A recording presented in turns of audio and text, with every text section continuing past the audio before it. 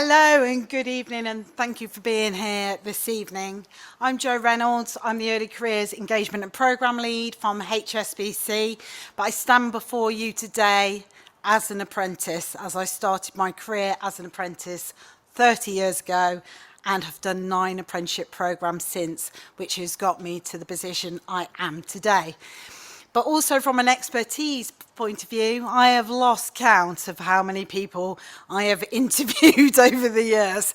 So this, even though, yes, I am from HSBC, this is some really generic advice on how to be successful applying for apprenticeships. I'm just going to pause there for a second while people come on in. Come and take a seat. You're lucky you've come to this session because I could hardly speak on the one that I did this morning. Fabulous. So, firstly, apprenticeships are complex. It's not like applying for university when you do one personal statement and apply for your 5 best choices of university. It is more complex. Employers open at different times of the years. They're looking for different things. They've got different entry criteria. But there is a one-stop shop for you, which is the National Apprenticeship Service website. If you literally Google, find me an apprenticeship, you will find the one that says gov.uk, where you can pull in what sort of apprenticeship you're looking for, what level, but also which location, and up it will pop. If there's nothing available at that time, you can sort of register your interest, so they will automatically email you of when applications open. Of course, you can explore the employers' websites and also come to employers' evenings. We've got one tomorrow that you can come along to. If you want details, see me afterwards. But also there are other organisations out there like Rate My Apprenticeship, Not Going to Uni, Pathway CTM, all these organisations who link up people with employers and can give you hints and tips and also get you in front of them even before you've applied for your apprenticeship. So it is complex, everything's different, so you have to be quite on the ball. But what's great is, and any of you who are already doing A-levels and are applying for university but want to apply for degree apprenticeships as well, when you apply for degree apprenticeship, it doesn't take up one of your 5 UCAS places. So apply for your 5 uni places and apply for as many apprenticeships as you can. Keep your options open. So, interviews, all good fun. So, young people in the room, how many of you have had an interview? Not many. Glad you're here. Amazing. So, with apprenticeships, on the whole, we are not looking for you to have experience. We want you to be that diamond in that rough, that bit of potential that we can give you all the training support and make you into a diamond. So our selection processes are quite different, okay? And could be quite different to what you've been taught at school. So just like those young people, anybody done mock interviews at school? No. Which might be a bit of a benefit in this respect. We're not looking for you to have experience or even talk about that experience at interview. We're looking for you to be motivated, driven, and have all these wonderful skills that you've been learning since the day you were born, be it at school, college, extracurricular, caring responsibilities, part-time jobs, whatever it may be.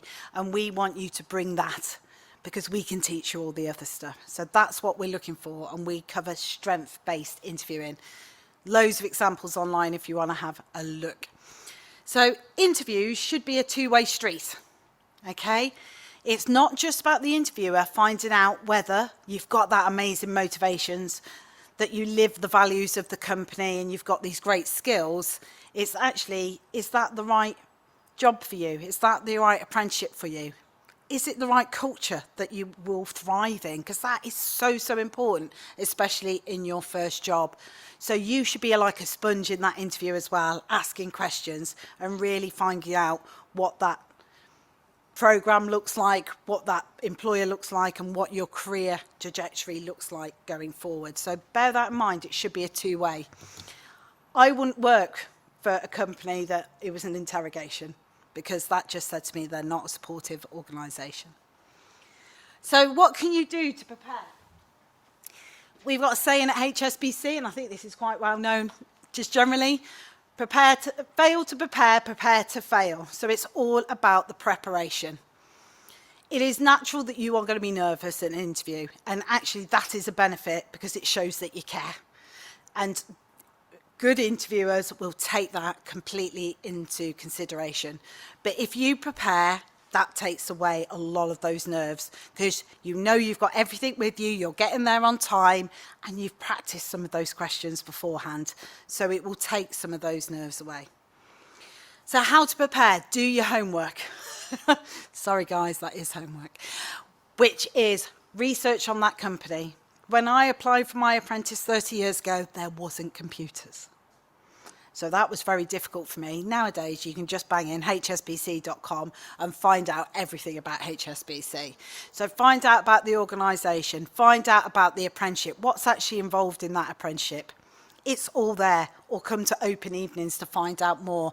If you're over 16, you can join LinkedIn, Facebook for Professionals, as I call it, and contact one of our apprentices to find out what their role's about, etc. So do your homework, okay, on the company. Involved in that homework as well is practicing interview skills. Interviewing is a skill. If I look back to my first interview when I was about 15, it was horrendous. How I got the job, I do not know.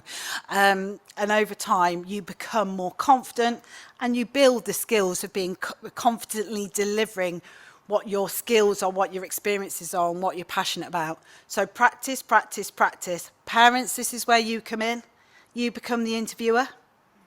Given hints and tips, even if you haven't been in a professional job, you can still go, oh, you could build on that. Or what about this example? Still to this day, my scariest interview was my mum. So do practice. Encourage your schools. Parents, is again when you can come in. If your young people aren't having mock interviews at school, make them.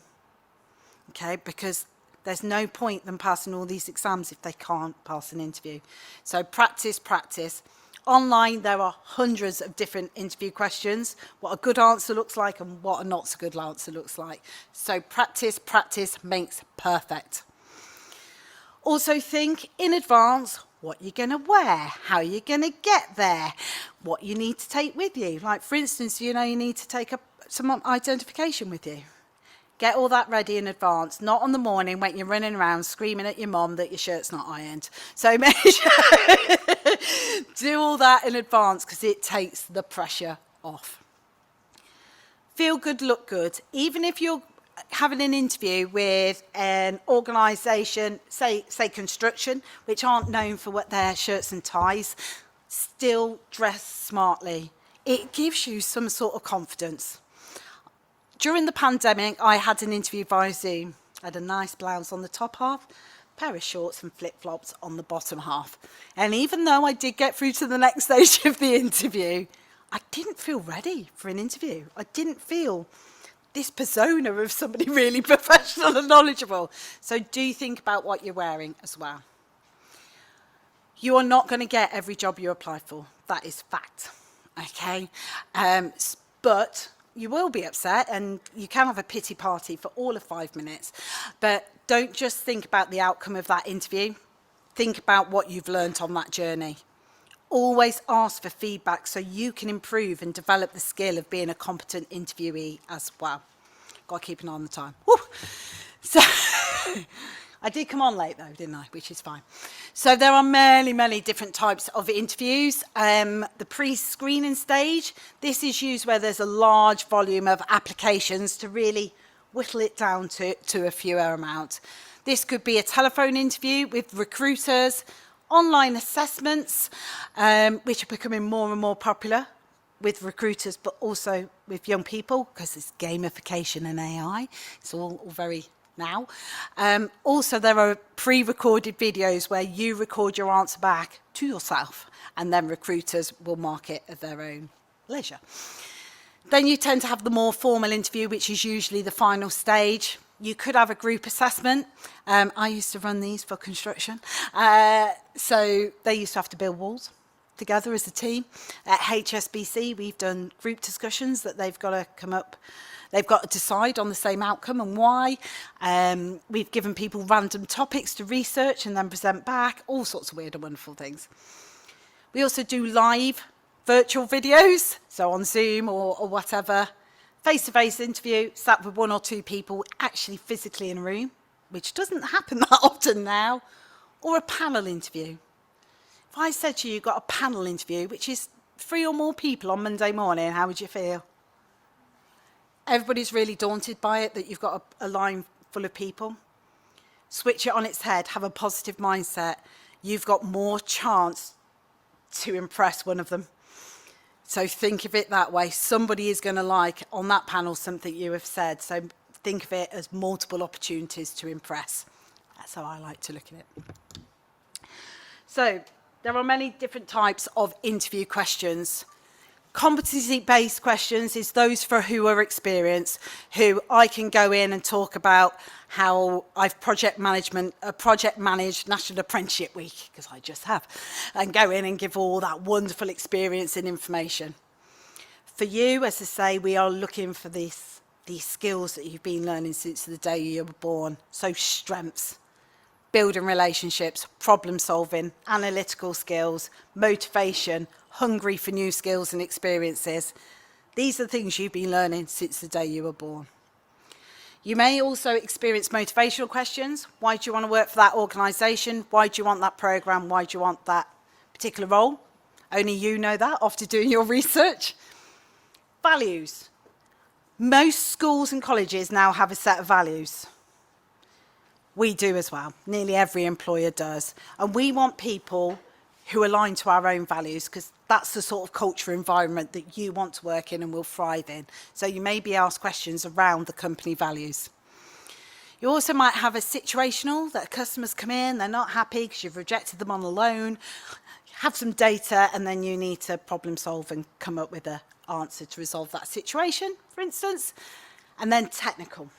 These aren't for your age. This is for older people. Say if you're going into medicine and you're at an interview to be a cardiologist, they'll want to know about different things to do with the heart, for instance, engineering, etc. So that's when you become more technical knowledge. So these are the ones you can experience. So we got some typical competency-based and strength-based questions there. If you have done mock interviews or had an interview, you're likely to have experienced competency, even though you shouldn't. It should be strength-based because you haven't got experience. But strength-based can really throw people because it's all about talking about yourself. And we know young people don't like bigging themselves up. You've got to learn to practice in your mirror, record yourself on your phone, or practice with your parents. You will get more and more used to it. But also ask other people what you're good at as well, because we can be blind to our own strengths. So strength-based questions, what are you good at? Why are you good at it? What do you enjoy about it? What's your biggest achievement and how did you get to achieve that? Have you overcome an obstacle? What are your development areas and why would you like to develop them? So really, it's a very different way of answering questions, but still really bringing and showing you as a person. Did you take it? Do you want me to go back? Go back. Go on. So, anybody heard of the STAR technique? There's some nods here, but mainly no. This is really important because you should be talking for 1 to 2 minutes on your answer, which doesn't sound long, but when you're in an interview, it can feel like an eternity. But this will really help you structure your answer, stop you waffling and going off on a tangent talking about everything else. So it is a really good way to approach your answers. So first thing, listen to the question. Don't just hear it, listen to it. Top tip of mine, I actually write it down because one, it gives me a little more thinking time while I'm writing it down, but also I can waffle for England. So by glancing down, it keeps me on track. But also sometimes one question can have multiple parts and it's very easy to forget the second or third part, so write it down. The situation, so the S of STAR, It could be you play for your local football team, currently second in the league, big football fan, sorry, you always use football, and you're playing your biggest rivals and you need to beat them 3-0 to win the league. That's the situation that you're in. The task is, as captain, you are going to research your rivals to find out what their strengths are, what their tactics are, etc., etc. So that's your task. The only time you can be selfish is in an interview. It's not we, it's I. So what action did you take? So you did your research, you spoke to the team, you then developed some new tactics with the coach and you delivered the training. That's what you did. You then played the game. The result is that you beat them 4-0 and won the title. Yay. Okay. So that's how you can really structure that answer. And there's no reason why you can't use football if you play a football team. Absolutely not, if it's relevant to the question. Got some little do's and don'ts on there. I will leave them on the screen because I don't need to talk through them all. But a few do's and don'ts on there. I'm quite happy to share these slides afterwards. At HSBC, we do run many events like CV writing, online, how to navigate online assessments, interviews, all sorts of weird and wonderful skills workshops. So if you do want to come, even if you don't want to work at HSBC, come and see me afterwards and I can put you in the direction to hear more. Any questions before I go on to apprenticeships and degree apprenticeships? Any questions? Okay, I want to ask the young people in the room, is that giving you food for thought before you hit an interview? Useful? Okay.